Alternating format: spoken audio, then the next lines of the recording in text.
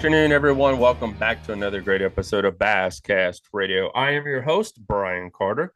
And tonight, I guess we could call you co-host, Thomas, because you only been on like a dozen episodes so far.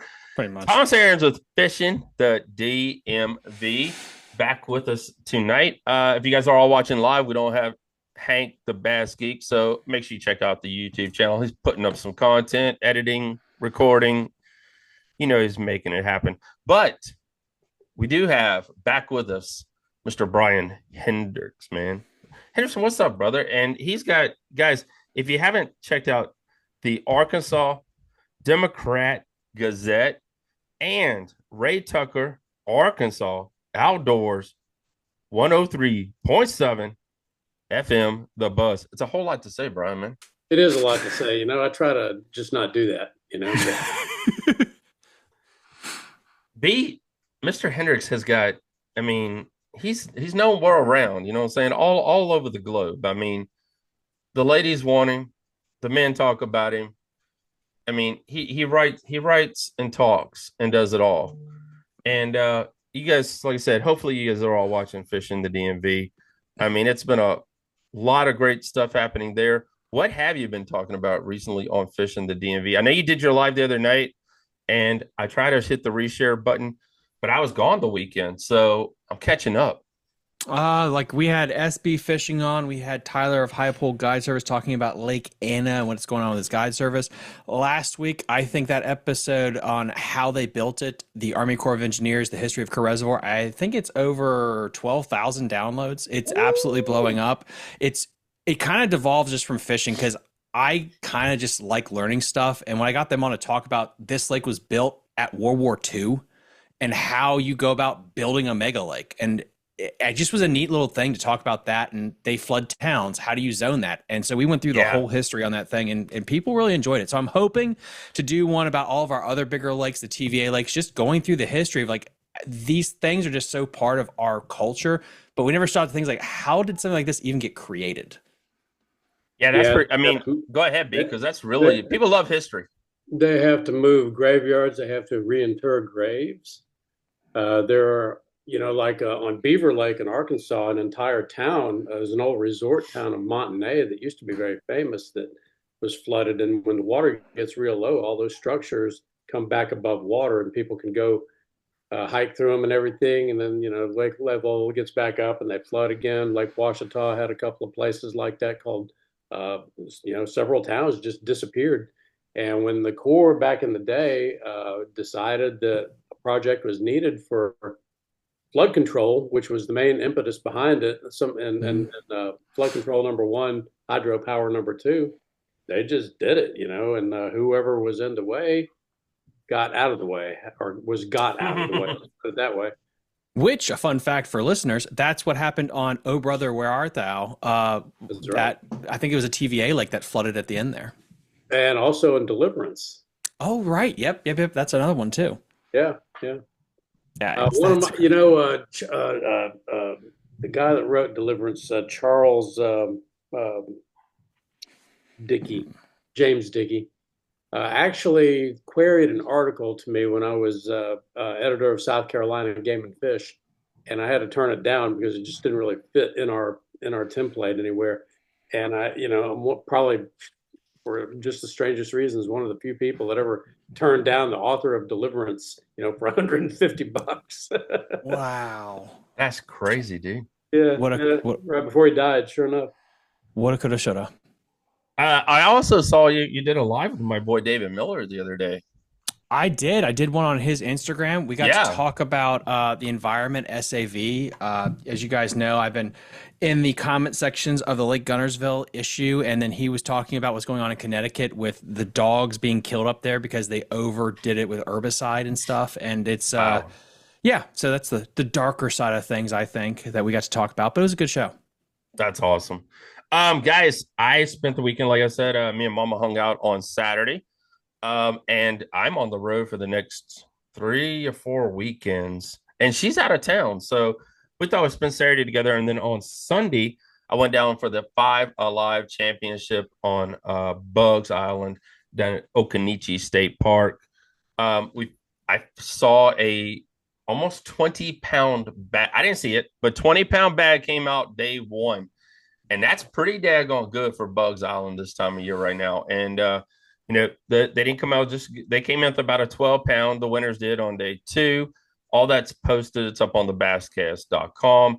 But I got to hang out with everyone from Five Alive. Really appreciate that. You guys see the brand new Five Alive hat.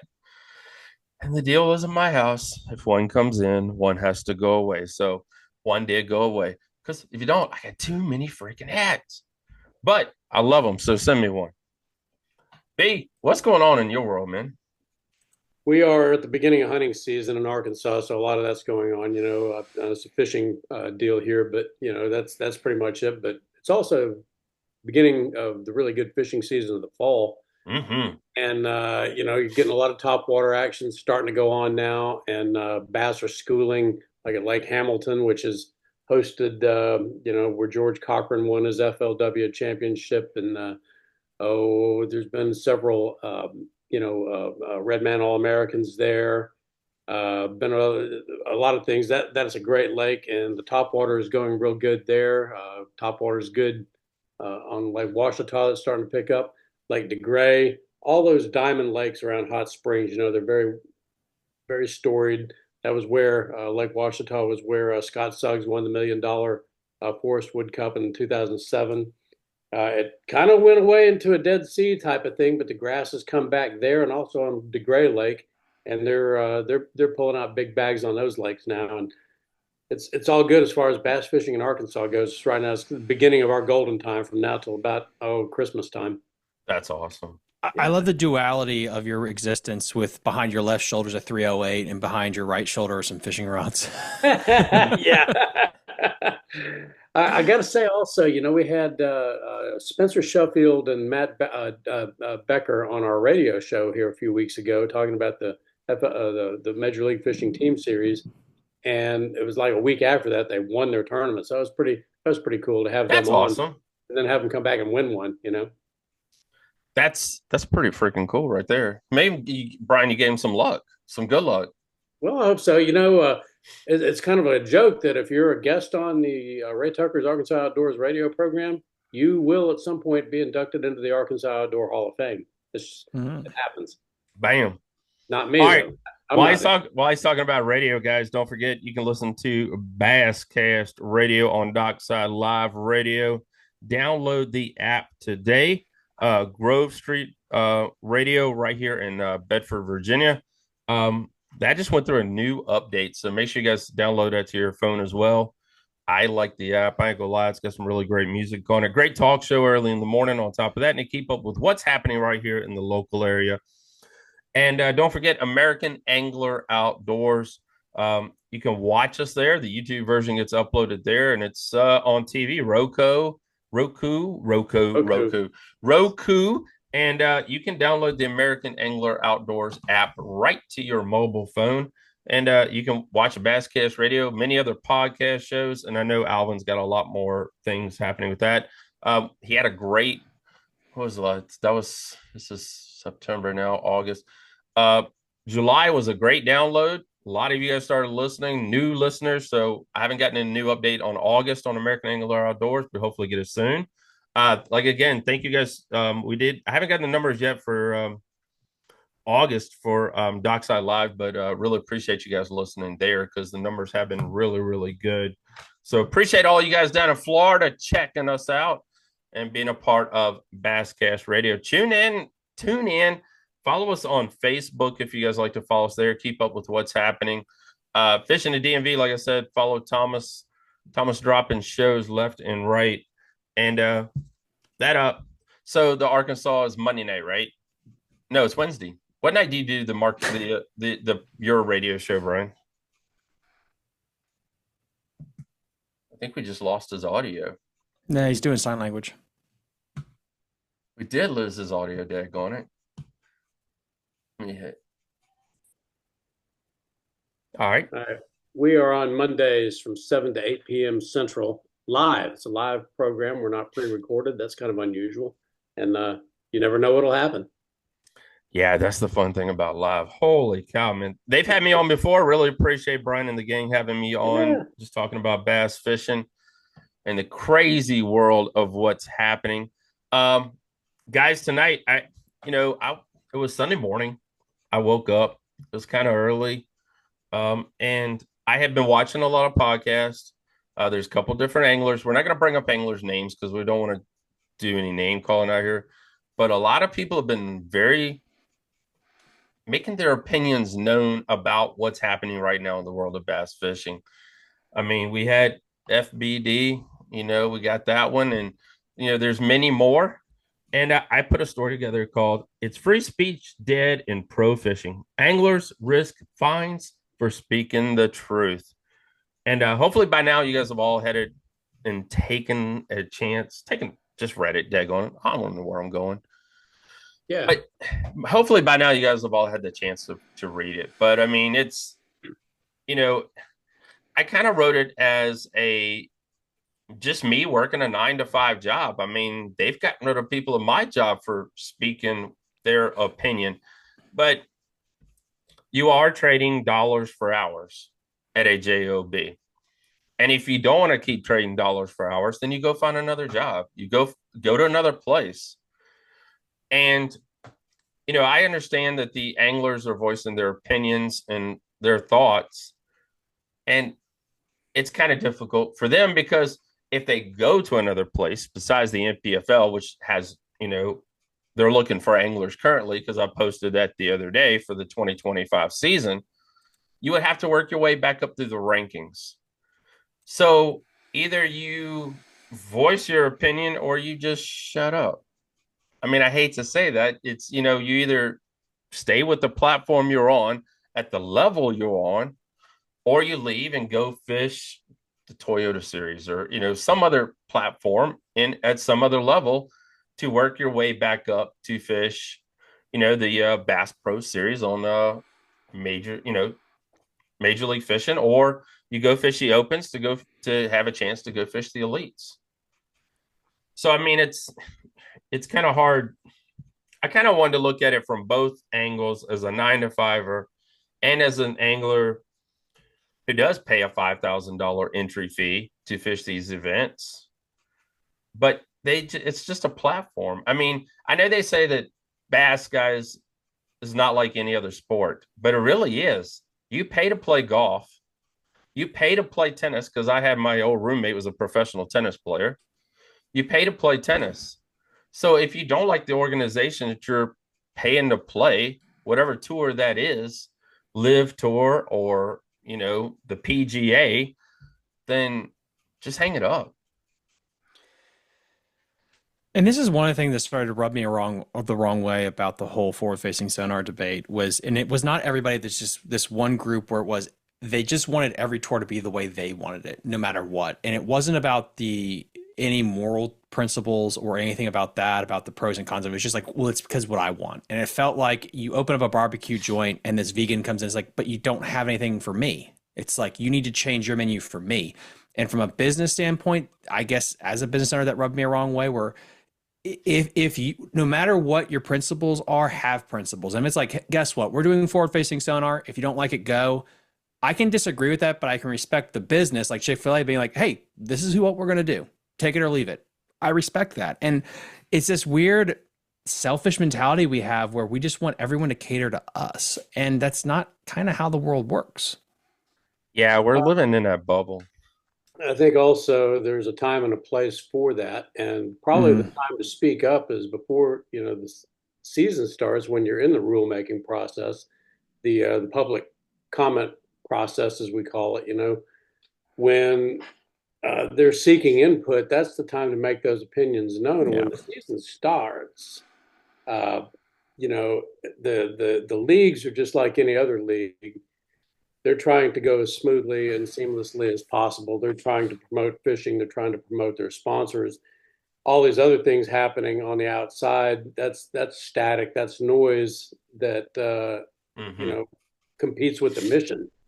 And I would also say that from the angler's standpoint, it really doesn't serve their interests either. If they're concentrating on being unhappy about something and this really applies to every other part of life and whatever job that you have, whatever you're in. If you're devoting your energies to a negative thing to where you're being unhappy, then you're not devoting that energy to excellence in the thing where you're trying to make money. You know, when it comes up again at the end of the season, that's probably the time to make that known. But during the season, when you're trying to compete, when everybody's got the same thing in mind, that it's just external noise. Mm-hmm. You know, we talk about Major League Fishing a lot on the show, but you know, when the Major League Fishing series first came out, this is the way it's going to be. You can take it or leave it. You know, a lot of people didn't like having to sign the contracts, that non-disclosure contracts, and a lot of stuff we kept hearing in the background and the, you know, in the wind. And, you know, we've seen a lot of the anglers leave over the last couple of years. And, you know, and that's not on top of, I'm talking about before the cuts happened this year. But we've seen a lot of anglers leave. A lot of anglers went back to bass. They took their, where they, what do you call it? Where like they won a classic or they won legacy. You know, yeah, their legacy. Their Thank you. Yeah.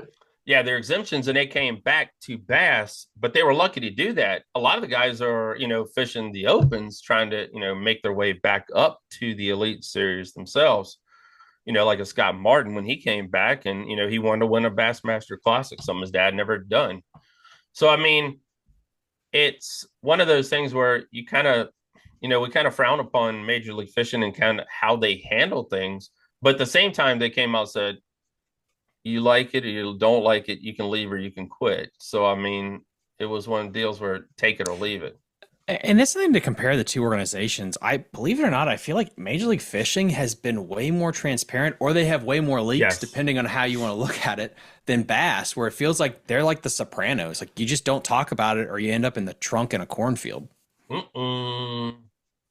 That goes back a long way too. If you remember the book Bass Wars that was written way back in the day, and Randy Mosley, who was a friend of mine, just in the way he was outspoken at that time, the way he looked, the way he dressed, he didn't fit the template that Ray Scott had for what an angler should be, and he got bad draws. He got, you know, he was just, that made it very difficult for him to play the game. That goes back a long, long way. Yeah, you know, and that's like Matt when he named Matt. What's Wild Man's name from Bassmaster? Where's the fur coats and all the Matt other Vincent? crazy? Huh? Matt Vincent? No, where's all the fur coats and everything? Oh, Robertson? Yeah, Matty Robertson. Yeah, when he came out on the stage for the first time and was introduced to the world, and you know, it kind of sounds like something like that. Where he did not meet the Bassmaster Elite dress code or the, you know, just the way he handled himself. like that too, you know. What's that? Think about the uproar that Mike Iaconelli caused. Yeah. Oh, yeah. And you know, it's only because he won and won so big, they figured out a way they could market him. But you know, he had a hard time with the rest of the anglers just in the way he projected himself. I think some of that New Jersey showed up. Yeah, some of the New Jersey showed up, and it wasn't old school Southern. They didn't know how to deal with him. Mm-hmm. You know? And yeah, so there's nothing new there as far as that goes. You know, you're talking about free speech and things like that. I was thinking back to a Red Man All American in 1995 in Huntington, West Virginia, and that was when they still brought a big press contingent into those tournaments. And so the night before the tournament starts, you know, they're having the boat orientation in front of the hotel there. And they're showing everybody, because everybody had to use the same boat, and they're showing them where the switches are and this, that, and the other. And two guys got into it. It was a local guy and a guy named Leon Tidwell from Muscle Shoals, Alabama. It happened right in front of me, where Tidwell just busts through. He's a competitor in the tournament. He breaks a bottle over this guy's head, and they throw down, man. They get into it right in the middle of all these people. And they're fighting, and you know, spills into the hotel, and you know, other people that are not involved in the tournament, they get caught up in it, and it was just a huge brawl. So both these guys are arrested, both of them disqualified from the All American, which was the big deal at that time, and we go, you know, into the press room, and somebody with Red Man, I don't know if I should say his name or not, but he comes in and says, "Hey, you know." appreciate it if nobody here would mention any of that. It's really not part of the tournament. And I'm like, dude, I work for a newspaper. As far as I'm concerned, that is the story. Two Mhm. competitors, a local guy, a favorite disqualified. If I don't report it, I'm losing my job. And they were like, That's well, okay, I crazy. mean, we understand that. And they were okay with it. I didn't suffer any repercussions from it. And, that happened. And then there was another one at the kind of in subject with the subject matter tonight at the 1993-92 Golden Blend All Diamond Invitational, which was at that time I think the highest paying tournament there was uh, in Tuscaloosa, Alabama. At the rules meeting before the tournament, same organization, same people. The older guys got into a big, they raised whether or not fish hooked on the outside would be Hmm. qualified or disqualified, and turned into a huge, huge deal.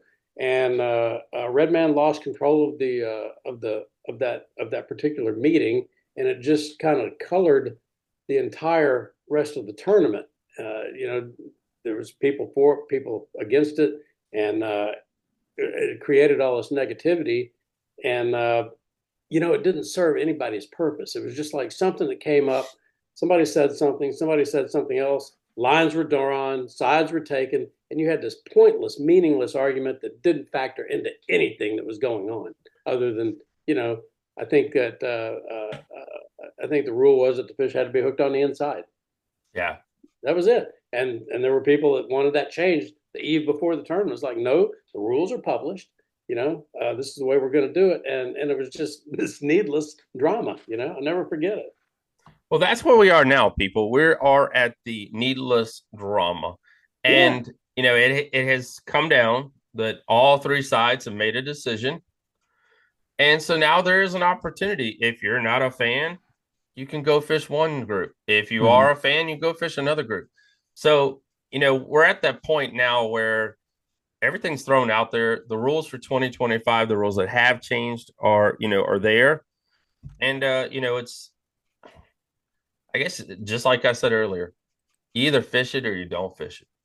I mean, Yeah. it or quit. I mean, it's up to you. I mean, I know a lot of anglers have their own businesses. Go back and run your business or whatever, and just walk away from bass fishing. Which, we've talked to some people on the show that have heard anglers, or I've heard anglers through watching some YouTube. They're all ready to go back to working 9 to 5 because they're not liking the direction it's going.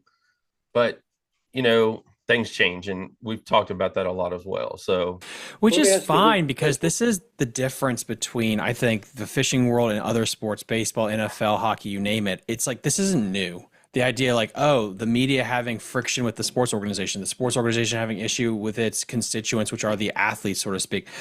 This has always been there. It's just like all of a sudden anglers figured out what Twitter and social media was, and there's way more hyperbolic complaining this year than every other year. And it feels like it really hit an apex after the St. Lawrence River. And I don't know what is in the water, what happened, but you can feel the difference each year. Like this was building to this. when we're talking about free speech issues and things like that, what exactly are we talking about, topic wise? a lot of the anglers are, making their opinions, and we've been hearing of anglers being fined for making their opinions known. About things within the organization, Yes, when things they're talking external. bad about the organizations themselves. But that's Did every company, guys. I mean, if I talk bad about my job, I yeah. mean, I heard like 4 or 5 people were fired or let go early in the year because they're talking bad about the company. And it's, you Yeah. can, you can't have, it's not freedom of speech when you work for someone else. Well, let me ask you Again, you're trading this: our dollars for if hours. BASS or MLF, if they don't exist, if they don't meet their business model and the sponsors leave them, and if they don't exist, where are you going to fish? You Let me know, go, True. let me go one more. Did you sign something? did you Like, sign something? Yeah. I mean, this is if you had any job before, they probably say like, do not talk bad about us while you work here, and you can't then say like, well, I don't have free speech. It's like, no, you went into a contractual agreement with this individual, and why are we like, I guess in one sense, like, why is this such a crazy issue? Like Yeah. anything else in the world, this is applicable. It is. And, what kind of goes back to what I was talking about earlier, that if you're not helping that company that you're fishing for Yeah. complete its mission, to fulfill its mission, and for you to fulfill your mission also, because everybody's got the same goals. If you, if MLF goes away, then where are you going to go? Hmm. Yeah. It's like I say, there's a time and a place for everything. In the middle of the season, when you're trying to fulfill goals, that's really not it, you know? Mm-mm. We for you guys who are a fan of many different other sports, the NBA had that issue a couple of years ago where they were just having issues with their players, and it's like you're playing basketball for a team and you're making millions of dollars, and they're expecting you to be a certain way, to show up, dress a certain way. I think the issue was their players not dressing up for press releases after the game and just coming in wearing a uniform, and they want them to look professional and look dressed up and all that good stuff. So I mean, you really are working for somebody. You think you're not, but you really are, and they're paying you a crap load more money than all three of us here will ever make. So I Yeah, mean, Colin Kaepernick is a great example of that. And, there are people that will argue that he was blackballed from playing because of his, social stances. There are others that say that he's not playing because he just wasn't good enough anymore. Whatever the reason, what's he doing now? Right? Hmm. yeah, Same sort of thing. What if the former was, if he was blackballed for speaking up, maybe there was a better platform and a better time and place for that. I don't know. This is the deviation, I think, too, between a regular job, corporate America, and being an athlete is, for better or worse, you get a lot more leeway if you're extremely good. I mean, Mm-hmm. that is why you can do some crazy things in Vegas at 2 a.m. But like, you know what? He's great on fourth down. So we'll make an excuse. But if I did that same thing working a corporate job, they'd be like, yeah, you can leave now. Like it Right, doesn't matter how right, good you are. It's crazy. And with that said, you got to understand, unless you're the one percenters, you're not going to get treated like the one percenters. right. Okay, Kevin Van Dam, the Rick Cluns of the world, people like that, yeah. if they wanted to, they could have way more flex with some of this stuff because they earn that, because that's how athleticism works in any type of genre. But for the rest of us being mortals, that's just not how the world works. Not how the world works. And you know, it's just today. I had to sign an ethics agreement with our newspaper. We had a updated one. You have to read through it, and it's like they made it pretty clear. If you got a problem with any of this stuff, maybe it's time for you to find a place that's better suited for you. I mean, we all have to play by those rules. It's the story, guys, finishes up about both sides coming to the table, and you kind of wonder, I don't want to say a union in sports because we have football and we have the players union and we have baseball and we have the strikes, and could we ever see that moving into the world of professional bass fishing? Well, Brian, I'd like to talk to you about that because you and I are some baseball heads here. Where Yes, we are. the baseball union got so strong, it almost spun out the price tag for some of these teams to where it's a lot harder if you're the Oakland A's or the Rays, generally speaking, to be competitive because the salaries got stupid, like the GDP of an African country for some of these players because the union had so much power. Yep.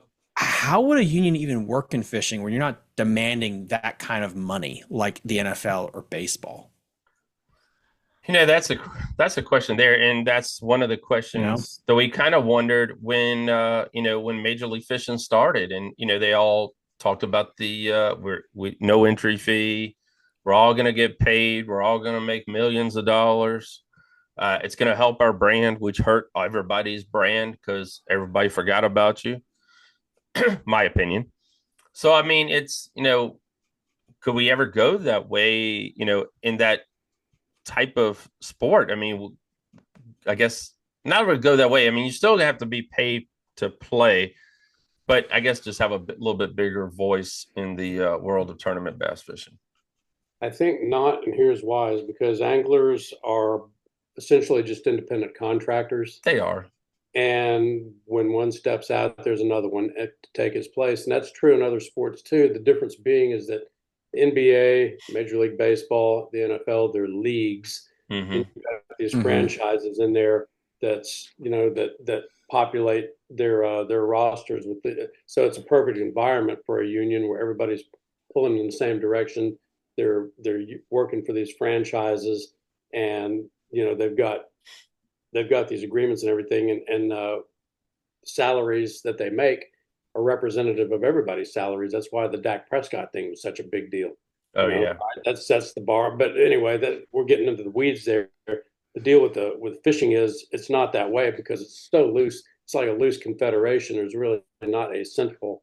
It's like MLF, BASS. They are companies that put on these events, and then they get a bunch of independent contractors to compete in the events, but they're not really representative employees of the league, such as players are. And Go ahead, I Thomas. I've thought about this a lot too, where with what you just said, is it a better representation instead of always comparing fishing to some of the big four sports? Is it more like just gambling? Like Bass is Vegas, Yes. and then they put on a blackjack tournament, and then all of the private 501c3 guys as independent contractors come back in and complain. And the problem is, I don't think people want to hear that analogy because it just means like what we're doing is basically gambling. And it's the casino and the house does always win, except for a couple of people that the casino uses to promote that you should come into this place and try to spend your money because maybe one day too your face will be up here on the big shiny lights. But So let me. is a bass fishing tournament really that much different than a Texas Hold'em tournament? Mm, mm. I don't know if we want to Come go on, there. B. All right. So this is what I kind of. I don't think you're wrong. So let me ask you this. Okay, so I'm a professional angler. I do pretty good. I don't, but just saying. And you decide to use my photo in a paper, in a magazine. I'm promoting my brand with your photo. Should the angler be paid? Or is it because I've given so Are you because talking about? that's what it's kind of coming down to. It's kind of coming down to this thing where like I'm the best and I'm promoting bass. So I deserve something because I'm promoting your platform, your brand, because I'm one of the top 5 anglers and been the top 5 for the last 5, 10 years. So It goes back to what was said earlier. What did you sign?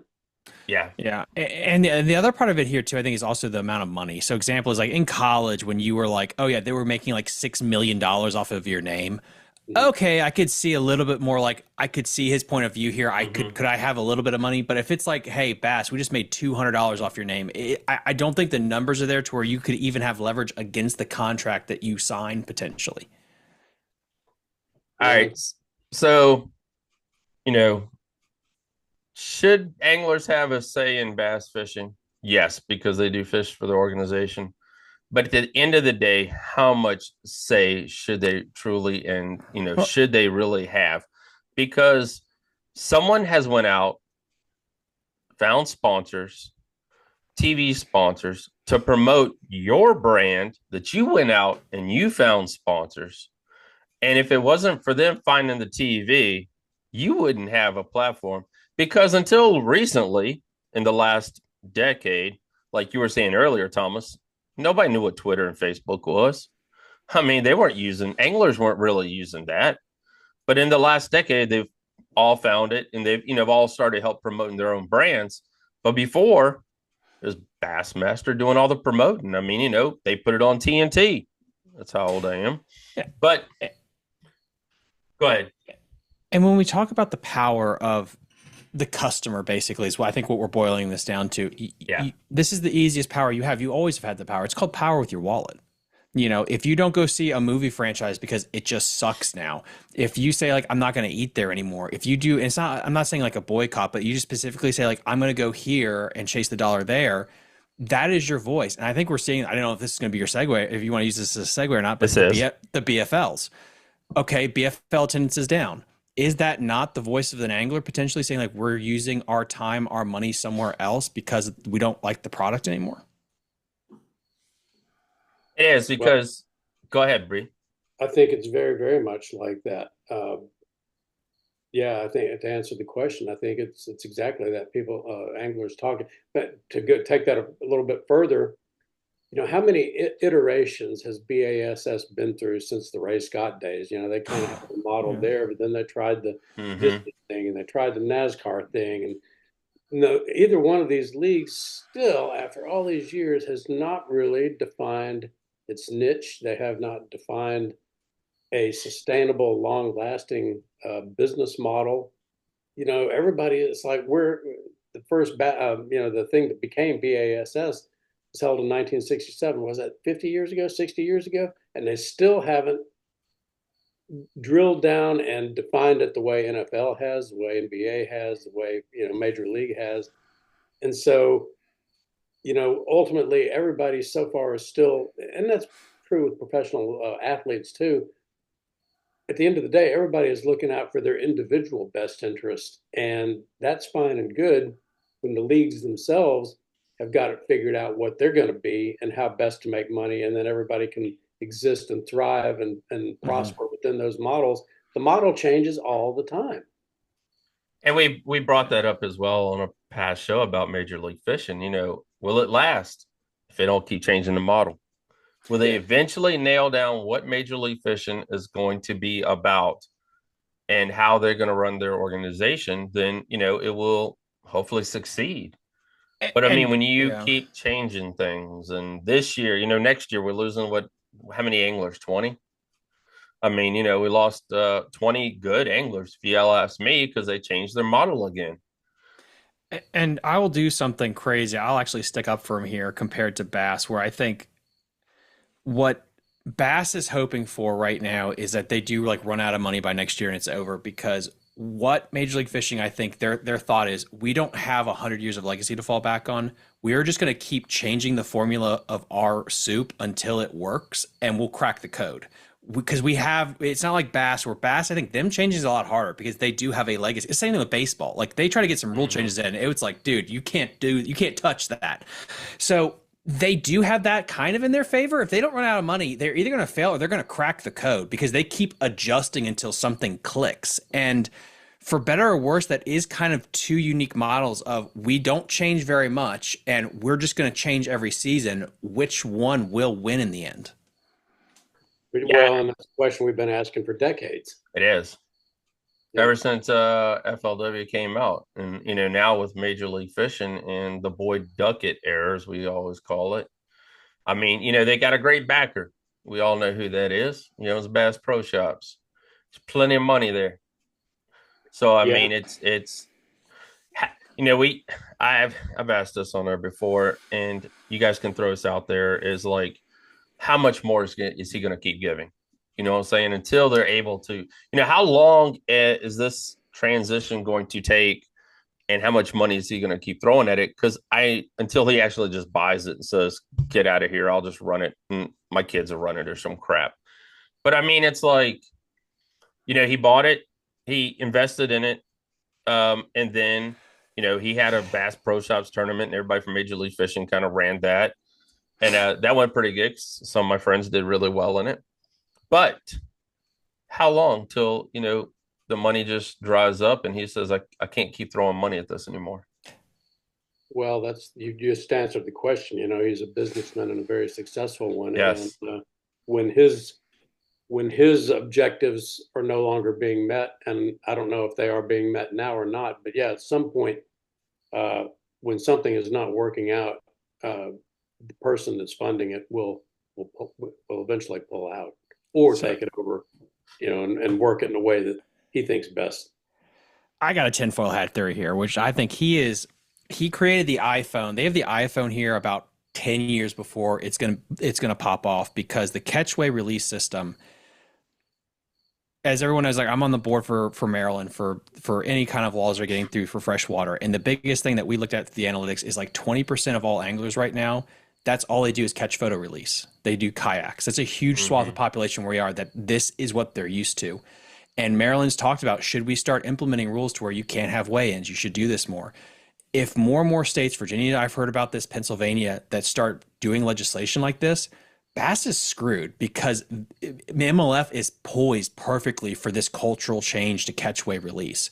And so if their thought process there is, hey, we're ahead of the curve right now, is it MLF that's waiting for the clock to run out? Or is it bass that their clock is waiting to run out here? Because culturally, it went from you don't kill bass to, yeah, culturally, we don't want to weigh them in at the same creek every single weekend. Yeah. And the other side of that is that the Visit Hot Springs, which are Hot Springs has hosted, I think, 5 Forest Wood championships. I don't know how many uh, uh, Red Man All Americans, but it's a major fishing town for the FL Mm-hmm. model, FLW model, MLF model, and they recently announced that they're just not pursuing any more tournaments because of that, because they can't fill. They want to fill an arena and have fans in there, and they want to have all that going on. They want an event, a spectator event, and with catch, weigh, and release, they can't. So they're not doing any more tournaments. It's interesting because is it we're just at this weird change in the guard because again AI is here to stay, technology is improving. I had a guy on that runs one of the largest national online tournament organizations, and he thinks in like 5 to 10 years you're going to be able to weigh your fish and upload it to the cloud like it's nothing. You're not going to think about it. So are our grandkids, are we going to talk to them like, yeah, I remember back in the day we had weigh-ins, it was crazy, and we had live wells in our boat. Like, it's not science fiction.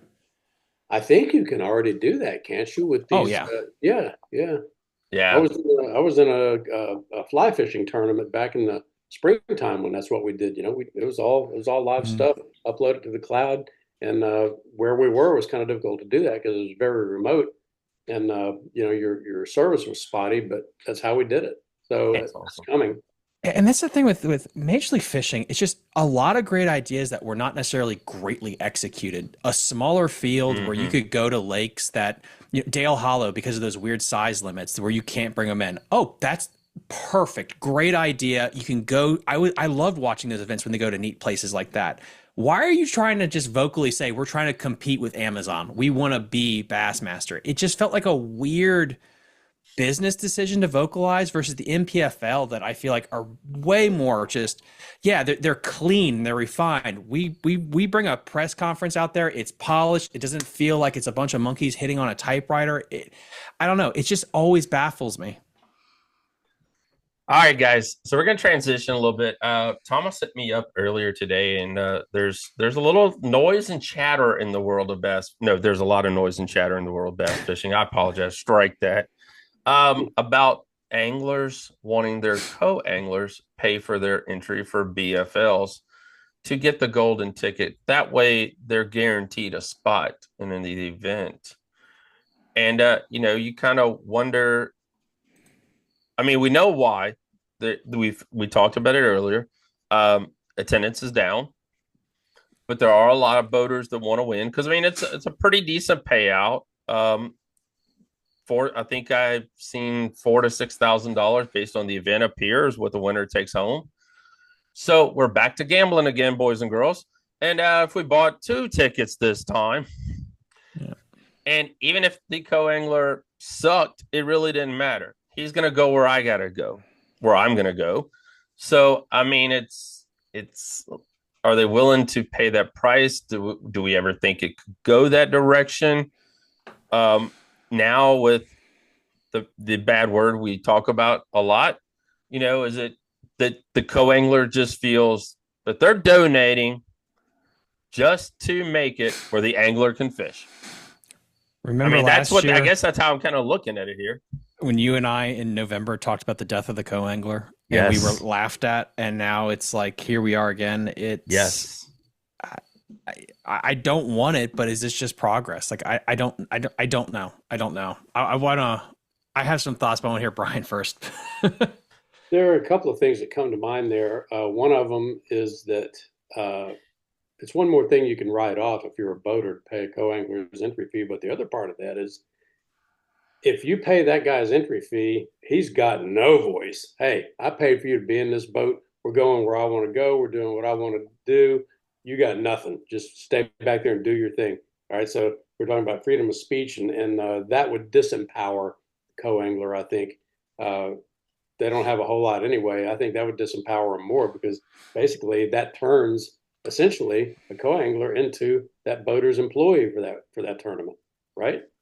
You could kind of look at it that way, but I'm kind of looking at it from the co-angler side of it, being like, because of that word FFS, uh, I really don't have an advantage anyway. You're going to be fishing what you see on your sonar going down the water, river, Right. lake, etc.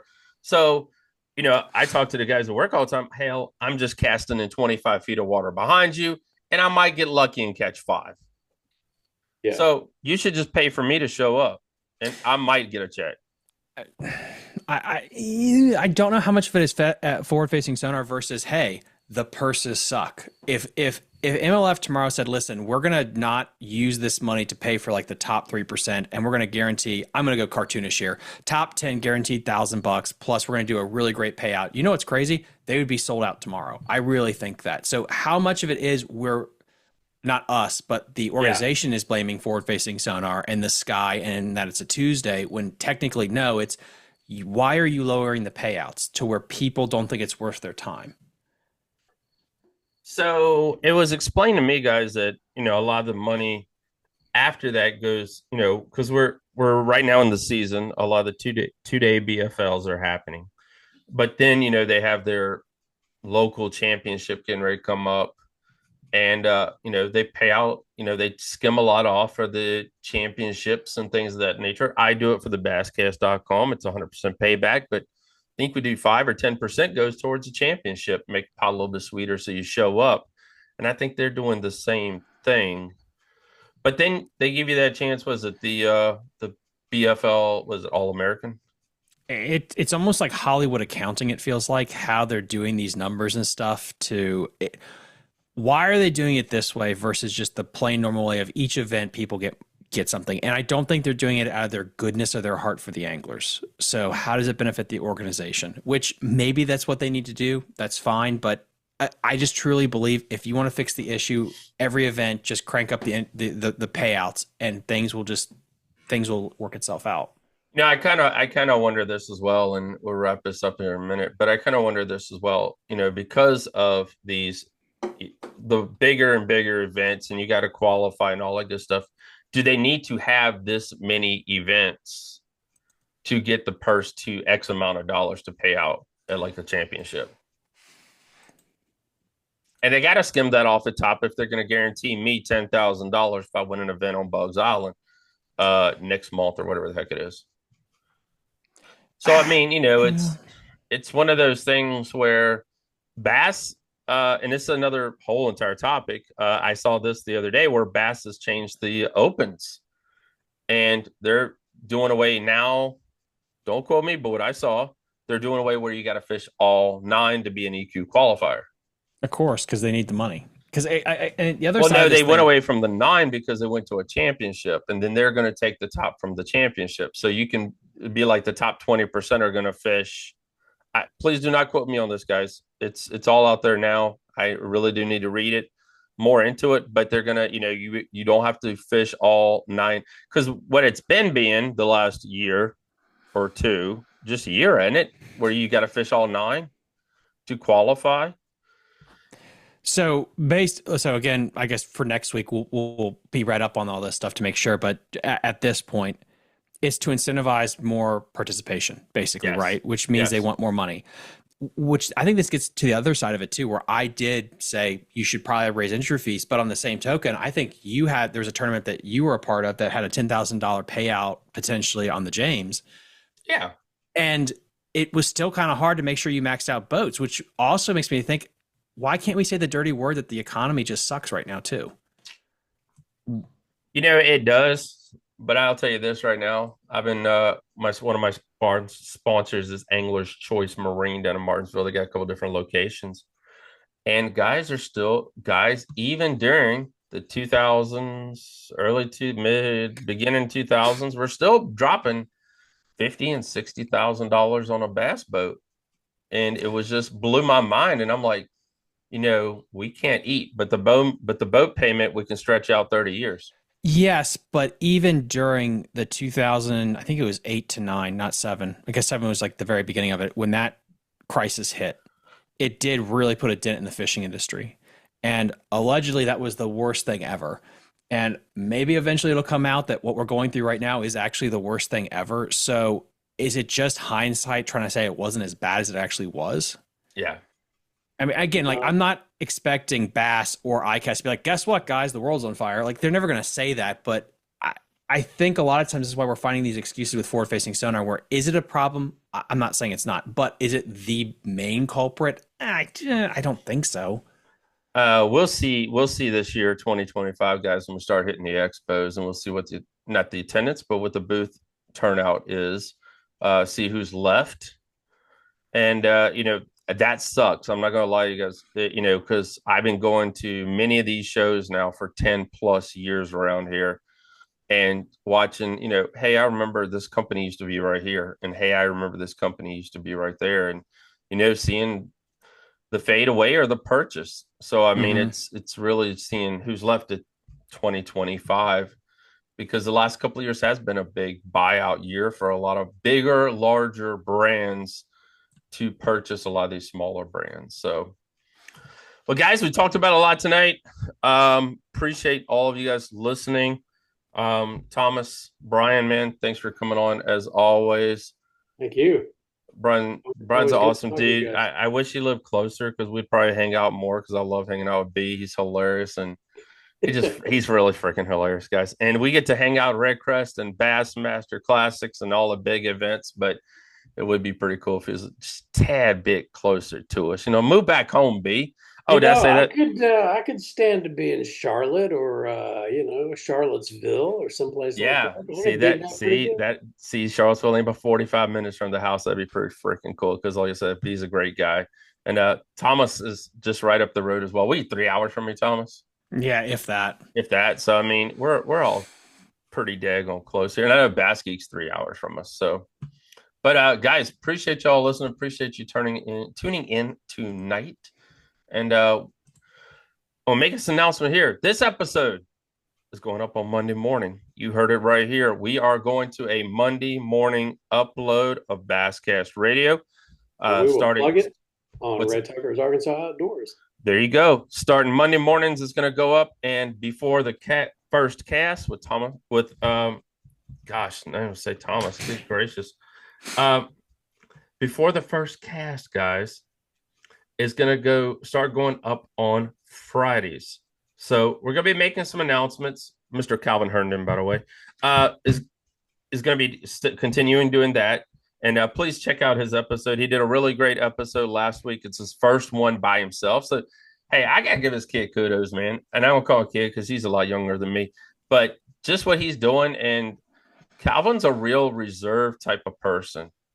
And for him to, come out like this is, it's awesome as crap for me to see it. I mean, see what, guys, I don't make crap off this damn thing. I ain't gonna lie to you guys. I just love bass fishing. I love doing it.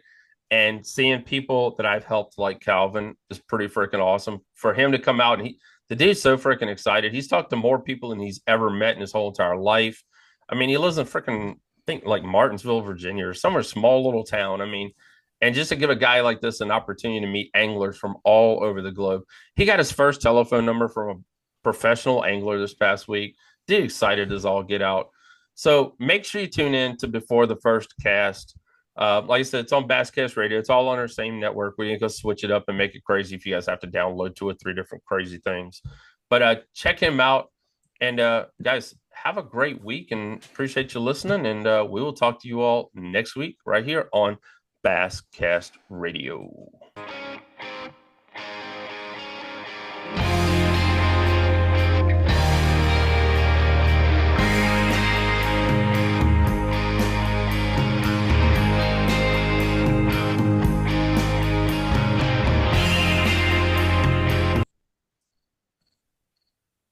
Okay.